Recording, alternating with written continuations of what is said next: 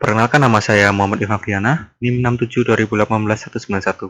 Nah, di sini saya akan menjelaskan apa itu topologi dan alat jaringan. Nah, kita langsung ke pembahasannya. Topologi jaringan. Nah, di sini saya akan sedikit menjelaskan apa itu topologi jaringan. Topologi jaringan merupakan suatu cara atau konsep yang digunakan untuk menghubungkan dua komputer atau lebih berdasarkan hubungan geometri antara unsur-unsur dasar penyusun jaringan, yaitu node, link, dan station. Nah, biasanya sering kita temukan topologi jaringan itu kalau di lingkungan kita sehari-hari itu kayak di warnet, itu bisa perkantoran, kalau enggak di lab sekolah. Nah, langsung saja kita ke macam-macam topologi jaringan. Sebenarnya itu topologi jaringan itu ada banyak, tapi di sini saya akan mengambil 5, yaitu topologi bus, topologi star, ring, tree, dan mesh. Kita langsung ke topologi bus. Topologi bus merupakan sebuah topologi yang menggunakan kabel tunggal sebagai media transmisi atau kabel pusat tempat di mana seluruh klien dan server dihubungkan, sehingga komputer atau jaringan lain dapat dengan mudah dihubungkan satu sama lain. Nah, kelebihannya, yang pertama, layout kabel sederhana, sehingga instalasi relatif lebih mudah. Yang kedua, kerusakan satu komputer klien tidak dapat mempengaruhi komunikasi antara klien lain. Jadi kayak jika satu komputer rusak, maka tidak akan mempengaruhi komputer-komputer lainnya. Yang ketiga, hemat kabel, sehingga biaya instalasi relatif lebih murah.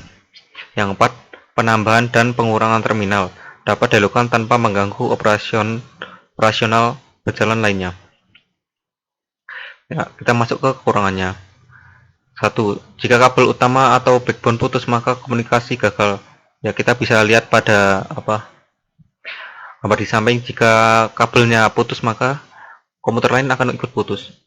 Yang kedua, bola kabel utama sangat panjang, maka pencarian gangguan menjadi sangat sulit. Yang ketiga, kemungkinan akan terjadi tabrakan data lebih banyak. Yang keempat, keamanan data kurang terjamin. Yang kelima, diperlukan repeater untuk jarak jauh. Kita lanjut ke topologi selanjutnya, yaitu topologi star. Disebut topologi star karena bentuknya seperti bintang. Nah, sebuah alat yang disebut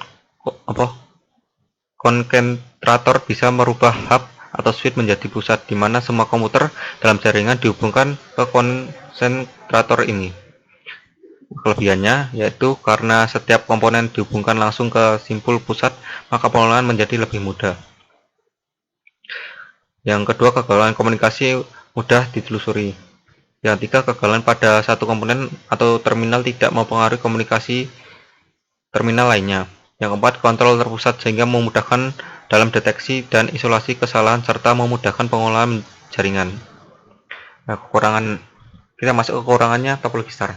Kekurangan pertama, kegagalan pusat kontrol memutuskan semua komunikasi. Jadi jika pusat kontrolnya terputus, maka komputer-komputer lain akan ikut terputus.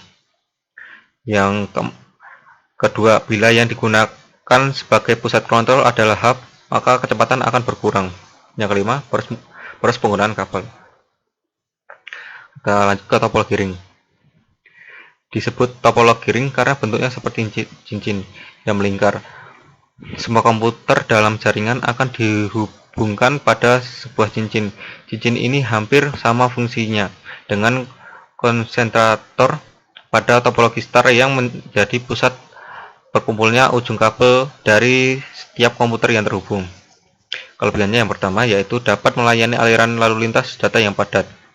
Yang kedua, aliran data yang mengalir lebih cepat karena dapat melayani data dari kiri atau kanan server. Yang ketiga, transmisi data yang relatif sederhana, seperti perjalanan paket data dalam satu arah saja.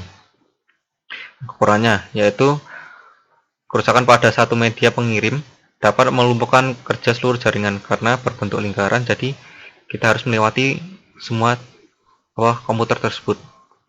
Yang kedua, paket data harus melewati setiap komputer antara pengirim dan penerima. Yang tiga, pengembangan jaringan menjadi lebih kaku karena penambahan terminal atau node menjadi lebih sulit bila port sudah habis. Selanjutnya yaitu topologi tree. Topologi atau bisa disebut topologi pohon adalah kombinasi karakteristik antara topologi star dan topologi bus. Topologi ini terdiri atas kumpulan topologi star yang dihubungkan dalam satu topologi bus sebagai backbone. Komputer-komputer dihubungkan ke hub, sedangkan hub lain dihubungkan sebagai jalur tulang punggung atau backbone. Media transmisi merupakan satu kabel yang bercabang namun loop tidak tertutup. Kelebihan dari topologi ini adalah memungkinkan untuk memiliki jaringan point-to-point. Yang kedua, mengatasi keterbatasan pada topologi star yang memiliki keterbatasan pada titik koneksi hub. Yang ketiga, topologi tree membagi seluruh jaringan menjadi bagian yang lebih mudah diatur. Yang keempat, topologi tree ini memiliki keunggulan lebih mampu menjangkau jarak yang lebih jauh. Nah, kita masuk ke kekurangannya. Kekurangan yang pertama, karena bercabang maka diperlukan cara untuk menunjukkan keamanan data. Yang kedua, perlu suatu mekanisme untuk mengatur transmisi dari terminal ke terminal lainnya. Yang ketiga, kabel yang digunakan menjadi lebih banyak sehingga diperlukan perencanaan yang matang dalam pengaturannya. Yang kelima, hub menjadi elemen kritis. Nah, topologinya seperti gambar pada di samping ini. Kita lanjut ke topologi mesh. Topologi mesh, suatu topologi yang memang didesain untuk memiliki tingkat restorasi dengan berbagai alternatif rute atau penjaluran yang biasa disiapkan dengan dukungan perangkat lunak atau software. Kelebihannya, yang pertama dapat berkomunikasi langsung dengan perangkat tujuan. Yang kedua, data dapat dikirim langsung ke komputer tujuan tanpa harus melalui komputer lainnya. Yang ketiga, memiliki sifat robust, yaitu apabila terjadi gangguan pada koneksi A dengan komputer B karena kerusakan kabel antara A dan B, maka gangguan tersebut akan mempengaruhi koneksi komputer A dengan komputer lainnya. Yang keempat, mudah dalam proses identifikasi permasalahan.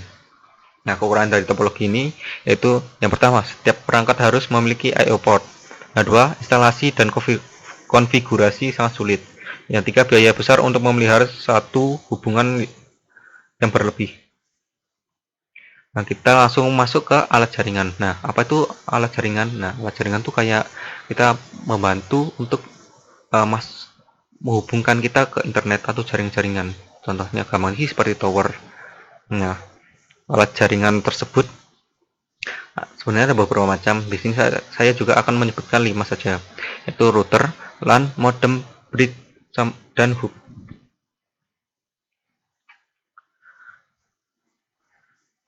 Yang pertama, alat jaringan LAN.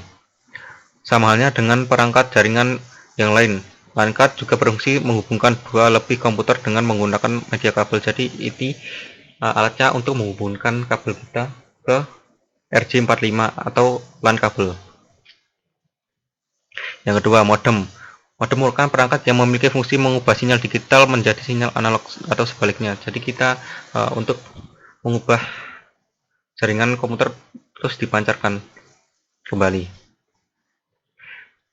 Nah, selanjutnya ada bridge. Bridge merupakan perangkat jaringan yang memiliki fungsi memperluas suatu jaringan sekaligus membuat sebuah segmen jaringan. Jadi, seumpama kita batas WiFi kita sampai di depan rumah.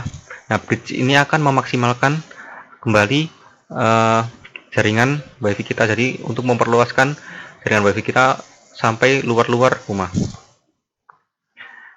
Yang ketiga, hub merupakan salah satu perangkat jaringan yang bertugas mengubah sinyal transmisi jaringan, di mana hal tersebut dimasukkan agar kedua komputer atau lebih saling terhubung. Jadi untuk menghubungkan jaringan dengan internet. Nah, selesai. Sekian dari penjelasan saya. Jika banyak salah, saya minta maaf. Terima kasih.